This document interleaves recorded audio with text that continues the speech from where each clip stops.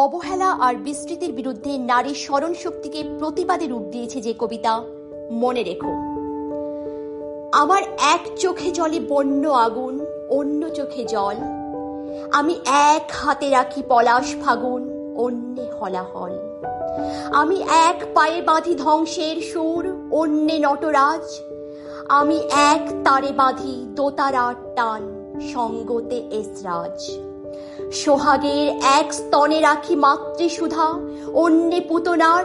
লিখি বিবর্তনের সব পাতা জুড়ে জন্মের অধিকার। অন্তঃসলীলা ধরে রাখি ঝড়ের অর্ধবক্ষ জুড়ে। আমি ঝর্ণা জীবন ঝাউবন মন বলি দিই সংসারে। যদি ভালোবাসো তবে আজলা ভেজায় ফল্গু ধারায়। যন্ত্রণা দিলে মোরে সান্ত্বনা খোঁজে রক্তাক্ত অধ্যায়। তাই অর্ধাকাশের দাবিদার আমি আত্মজ সখেদ।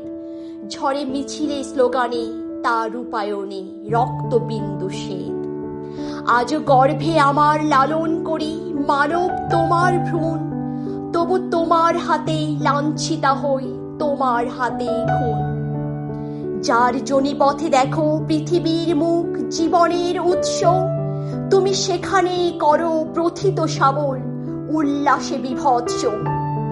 তবু বারে বারে আমি ক্ষমা করে যাই, সয়ে যাই নিশ্চুপ।